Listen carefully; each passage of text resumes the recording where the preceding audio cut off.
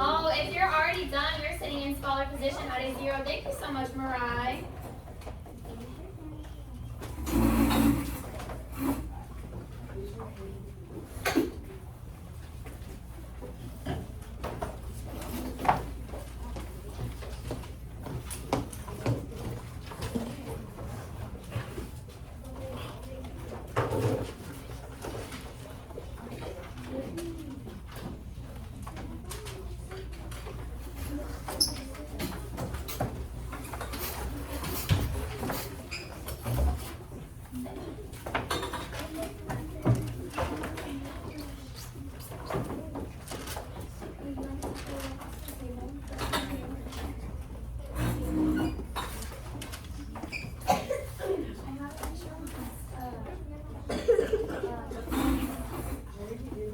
Walk you around the room. Thank you so much, Serenity. Thank you, Scarlett. Thank you, Joshua. Thank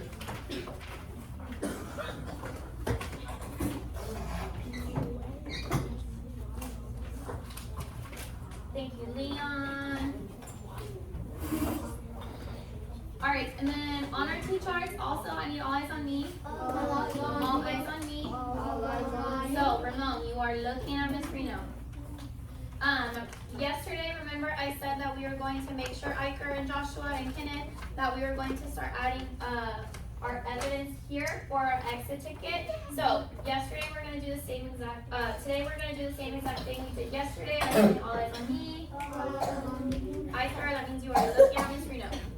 So up here, you're just going to write exit ticket at the top so you know what your evidence is for. And then you're preparing yourself to write out your evidence by writing out the sentence the text says. And then once you are done writing that out and your whole entire T chart is complete and you are ready to begin reading, you are sitting in scholar position.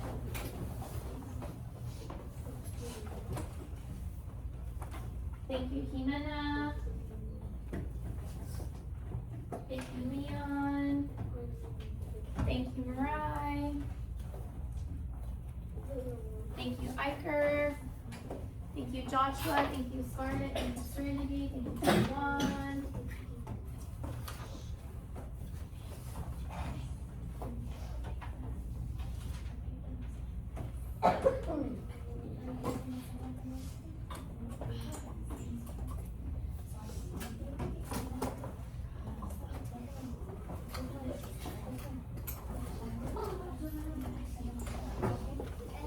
Alright, and then we should be on chapter 9 as well. And then before we begin reading, I need all eyes on me. All eyes on me. So everyone is looking at Miss Reno. Your pencil is sitting down. Iker, you are looking over here. Okay. Taiwan, looking over here. Okay, I made a poster because what I've been trying to get you guys to do, Zoe, is during class, when we're answering, I want us to be working on every single time Ms. Reno asks a question and you're answering it, you are restating the question that I asked, and then you are also explaining how you know. So, for example, I will be referring back to the poster every single time I have a question. If you don't do this, but if you don't remember, I should see you looking at this poster as a reminder. When Ms. Reno asks a question during reading, track Ms. Reno. Yeah. So Taiwan, you are looking over here. When Ms. Reno asks a question during reading, okay, every single time I ask a question, you should never start with, oh, because blah, blah, blah, blah, blah, blah. You need to make sure that you are restating the question that I am asking, because that is what is going to help you become a good reader. So if I ask you, what can you infer about the character Long John Silver? You should tell me, I can infer that Long John Silver is, give me a word for him, because I can't think. Hyro. J. No, give me a word to describe his character. Leon. Strong. What does he mean? Isn't he mean? Joshua? Okay, let's describe him as untrustworthy. Can we agree that Long John Silver is untrustworthy? Okay, so I need all eyes on me. All eyes on you. All eyes on me. All eyes on you. So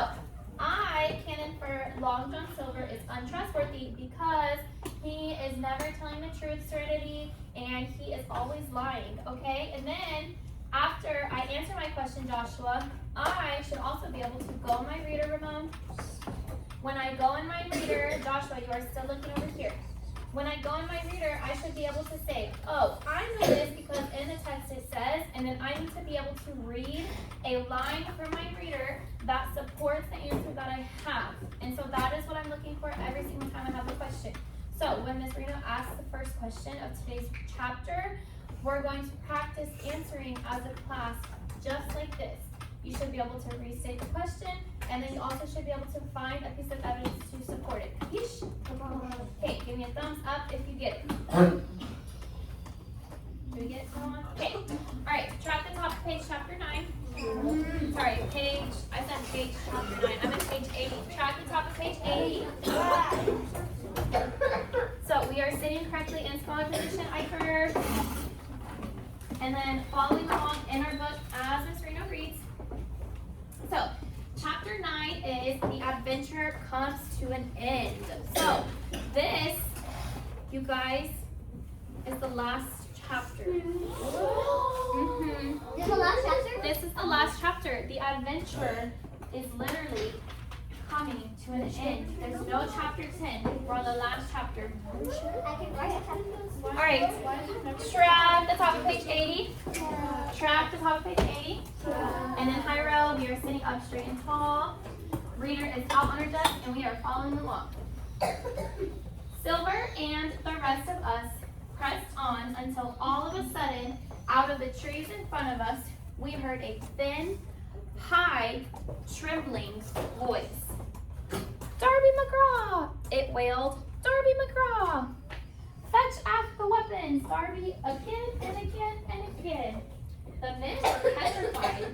Their faces turned white with fear. Blimey, George Mary cried. It's Flint's voice. Come, said Silver. It's not Flint. Flint's in his grave. Then it's a ghost. Come back to haunt us, said Mary. Mates, Silver cried. I'm here to get that stuff, and I'll not be beat by man nor spirit. I never was scared of Flint, and I'll face him dead if need be. There's £500,000 of treasure just up the hill. All right, track Ms. Reno. Track Ms. Reno. Track. So we're looking at Ms. Reno. High row, looking at Ms. Reno. Okay, when I say go, I want you to turn and talk with the people at your table. Whose voice did they think that they heard, and why? Turn and talk. I think they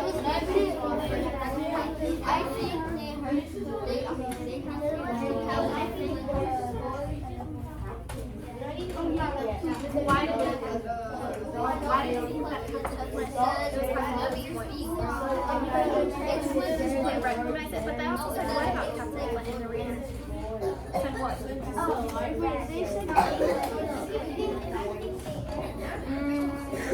But why do they think it was Flint? What did they say here?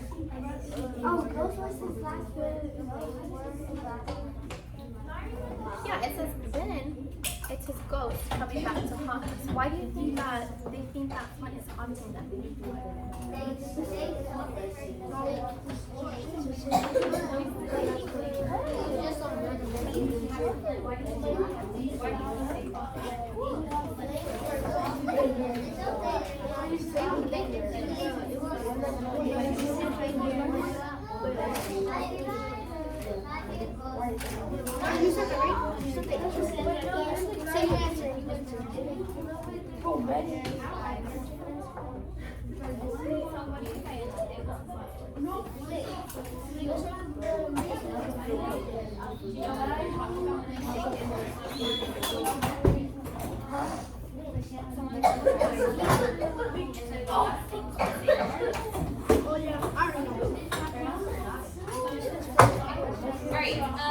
Track Joshua. Track Joshua. Track Joshua. Whose voice did they think that they heard, and why? Okay, remember, when we are answering a question that Ms. Reno asked, we are restating the question that I asked. So, I'm going to ask the question again. Make sure you are able to restate it. Whose voice did they think they heard? restate the question. Whose voice did they think they heard?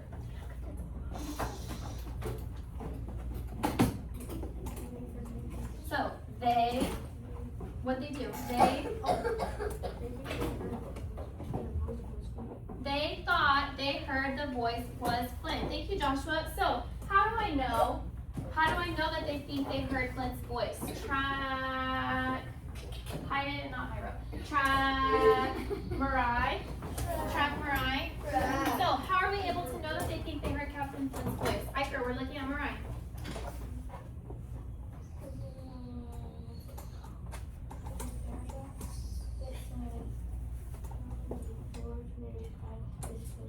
Okay, so thank you, Mariah, for reading exactly from the text. Everyone say, way to go, Mariah. So, although Mariah didn't say it in the text, it says she did say in the paragraph number, so that is fine as well. But she says, blimey, George Mary cried, it's Flint's voice. That tells us it's Flint's voice. Why do they think that they heard Flint's voice? Any all eyes on me? Think in your head, why do they think they heard Flint's voice?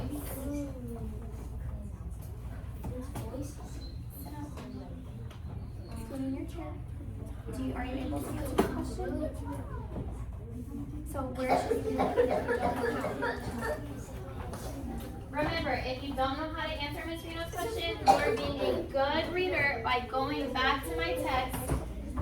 Track Ms. Reno. I'm sorry, but we are looking in our text independently right now. On your own, you are trying to figure out why do they think they heard Captain Flint's voice. That's what you're doing independently. And good readers, if they don't know how to answer the question, they're always looking in their text. So where are you looking? Where are you looking? In your text. In your text.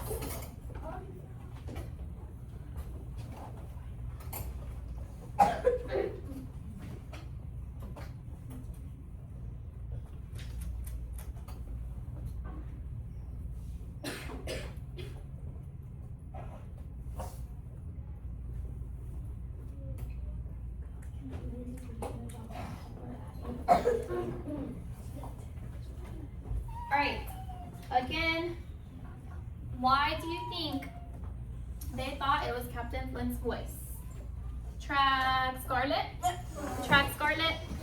Why do we think it was, or why did they think it was Captain Flint's voice? And those are his last words. What do we mean by and those are his last words? Genesis? Track Genesis? Track Genesis? What does that mean? Those are his last words. But those were the words that he said before he died. Everyone say, way to go, Genesis. They also think that Captain Flint is coming back as a what? Ghost. Okay? They think that they're going to be hunted. So, alright. That was really good. Track the top of page 81. Track the top of page 81. And then we are following along as we read 81. Have you ever heard of gentlemen of fortune turning their backs on that much money? Stop it, John, said Mary. Don't cross the spirit. Are you sure it's really a spirit? Silver shot back. Me. I have my doubts. Did you notice that there was an echo? No man ever seen a spirit with a shadow. Well, what's this one doing with an echo to him? I should like to know. Surely, that ain't in nature. This argument seemed weak to me, but you can never tell what will convince a superstitious person. To my wonder, George Mary was relieved. John's right, he said. It had an echo. And come to think on it, Silver added, it was not quite like Flint's voice. It was more like old Ben Gunn's voice. We haven't heard from Ben Gunn in a while. We didn't. It don't make much difference, do it? Asked one of the men. Ben Gunn's not here anymore. Flint. The older hands were not convinced. Why, nobody minds Ben Gunn, cried George Mary. Dead or alive, nobody minds him. All right, turn to page 82. track the top of page 82. And then following along as I read. It was extraordinary how they regained their sense of well-being. They shouldered their tools, and we set forth again. We passed 2 tall trees, and the third loomed up before us. It rose nearly 200 feet into the air, but it was not its size that impressed the men. It was the knowledge that there was gold buried below its spreading shadow. The thought of the money swallowed up their previous terrors. Their feet grew lighter and speedier. Each man imagined a life of wealth and extravagance that awaited them. Silver hobbled forward on his crutch. He tugged furiously on the line that held me to him and shot me a deadly look. He took no pains to hide his thoughts. In the nearness of the gold, all had been forgotten. His promise to me was a thing of the past. I did not doubt that he hoped to see the treasure, kill every honest man, and sail away laden with crimes and riches. We were now close to the spot, and the men broke into a run. 10 yards further, we came to a halt. Before us was a great excavation, not very recent, for the sides had fallen in and grass had sprouted on them. In the ditch, we saw a broken shovel.